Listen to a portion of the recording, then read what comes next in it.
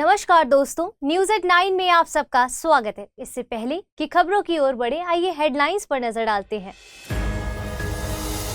भारत करेगा super computing ताकत में इजाफा, 18 पेटाफ्लॉप सुपर कंप्यूटर का करेगा विकास। 1000 ट्रिलियन फ्लॉप के बराबर होता है एक पेटाफ्लॉप। सर्वोच्च अदालत में फोरम शॉपिंग की मांग हुई खारिज, अदालत चुनने की प्रथा है। फोरम शॉपिंग मुकदमेबाजी स्ट्रेटजी के तौर पर किया जाता है इस्तेमाल। और नई महामारी को लेकर WHO ने किया दुनिया को आगाह, डिसीज X हो सकती है नई वैश्विक महामारी। 2018 में इस शब्द का पहली बार किया गया था इस्तेमाल।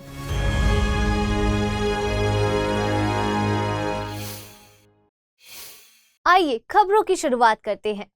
पृथ्वी विज्ञान मंत्री किरेन रिजिजू के मुताबिक भारत इस साल अपने सुपर कंप्यूटिंग ताकत को बढ़ाकर 18 पेटाफ्लॉप तक ले जाने को तैयार है। 18 पेटाफ्लॉप में डेटा प्रोसेसिंग करने की बेशुमार ताकत होती है। ये आने वाले कुछ दिनों से लेकर अगले 2-3 महीने तक के मौसम की भविष्यवाणी आसानी से कर सकता है। गौरतलब है कि फ्लॉप का मतलब फ्लोटिंग पॉइंट ऑपरेशंस प्रति सेकंड से है। एक पेटाफ्लॉप 1000 ट्रिलियन फ्लॉप के बराबर होता है। फ्लॉप सुपर कंप्यूटर के डाटा प्रोसेस करने की स्पीड का एक इंडिकेटर होता है, जबकि सुपर कंप्यूटर एक ऐसा कंप्यूटर होता है जो बड़े पैमाने पर डेटा को आसानी से प्रोसेस कर सकता है। इसका इस्तेमाल आमतौर पर ऐसे वैज्ञानिक या तकनीकी कामों में किया जाता है जो बड़े डेटाबेस से संबंधित कामों से जुड़े होते हैं। उदाहरण के तौर पर जैसे मौसम पूर्वानुमान, जलवायु मॉडलिंग, बायोलॉजी, परमाणु ऊर्जा सिमुलेशन, बिग डेटा एनालिसिस, आपदा सिमुलेशन और प्रबंधन इत्यादि।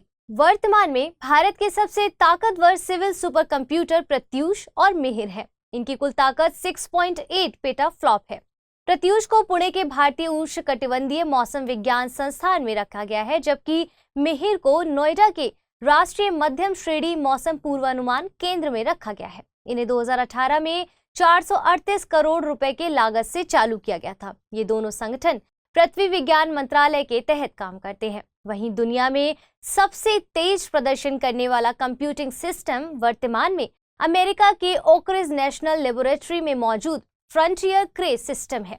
इसकी मैक्सिमम स्पीड 1 एक्साफ्लॉप है, मतलब ये करीब 1000 पेटाफ्लॉप्स के बराबर होता है। और प्रेजेंट टाइम में स्पीड के आधार पर दुनिया के 10 सबसे बड़े सिस्टम 400 पेटाफ्लॉप से लेकर 60 पेटाफ्लॉप के बीच ही पाए जाते हैं। आपको बताते चले कि मार्च 2015 में भारत ने राष्ट्रीय सुपर कंप्यूटिंग मिशन का ऐलान किया था। इस मिशन की अनुमानित लागत 4500 करोड़ रुपए है और इस मिशन के तहत 70 से अधिक उच्च प्रदर्शन वाले सुपर कंप्यूटर्स बनाना है। इस मिशन का मकसद देश में एक विशाल सुपर कंप्यूटिंग ग्रिड स्थापित करना है और उसे देश भर के राष्ट्रीय शैक्षणिक संस्थानों और रिसर्च एंड डेवलपमेंट संस्थानों को ताकतवर बनाना है। इस मिशन को विज्ञान और प्रौद्योगिकी विभाग और इलेक्ट्रॉनिक्स एवं सूचना प्रौद्योगिकी मंत्रालय द्वारा साझा तौर पर चलाया जा रहा है, जबकि इसे लागू पुणे के centre for development of advance computing यानी CDEC और बेंगलुरु के इंडियन इंस्टीट्यूट ऑफ साइंस द्वारा किया जा रहा है। उधर विश्व स्वास्थ्य संगठन या WHO के प्रमुख ने डिसीज X को लेकर दुनिया को आगाह किया है। WHO प्रमुख के मुताबिक डिसीज X दुनिया की अगली महामारी हो सकती है और ये कोरोना से भी ज्यादा घातक हो सकती है।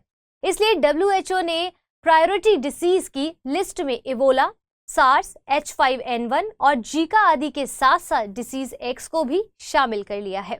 WHO की प्रायोरिटी डिजीज की लिस्ट में उन बीमारियों को शामिल किया गया है जो अगली घातक महामारी का कारण बन सकती हैं।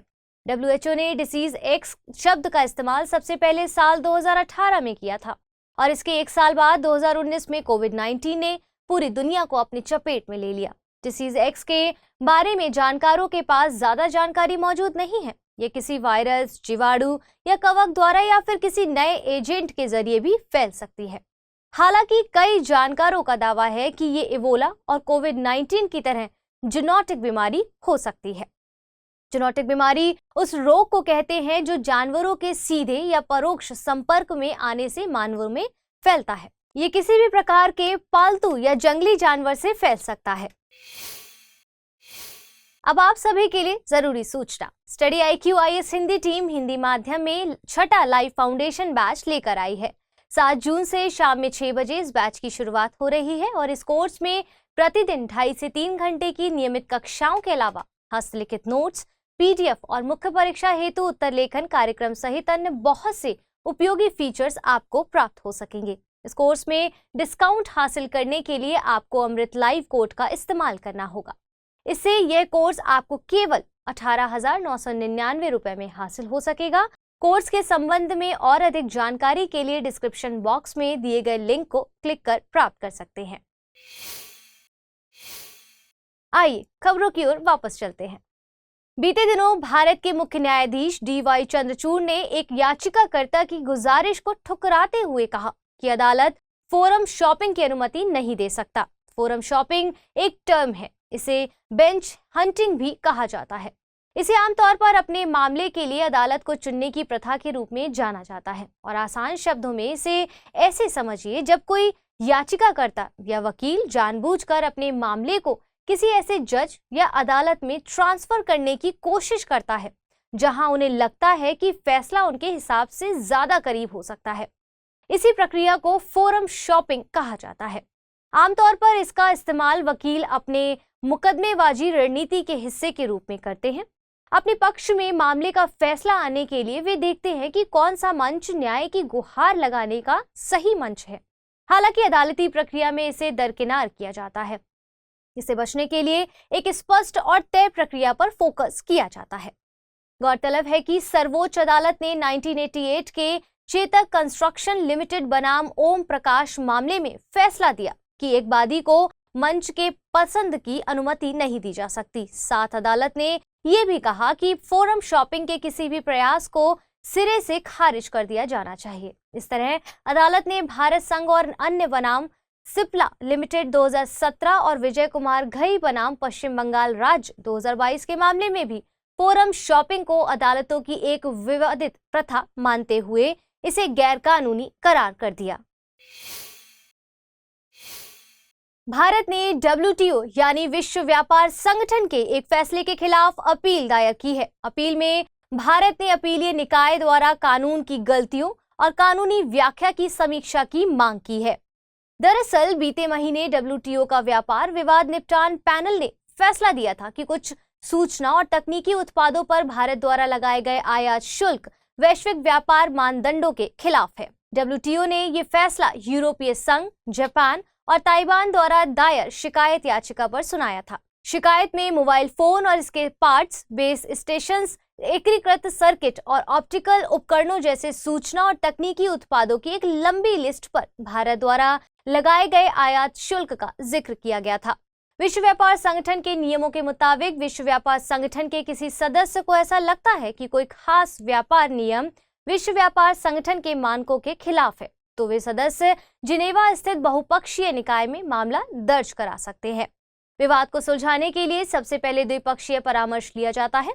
अगर दोनों पक्ष परामर्श के माध्यम से मामले को हल करने में सक्षम नहीं होते हैं तो उनमें से कोई भी पक्ष विवाद निपटान पैनल के गठन के लिए आवेदन कर सकता है।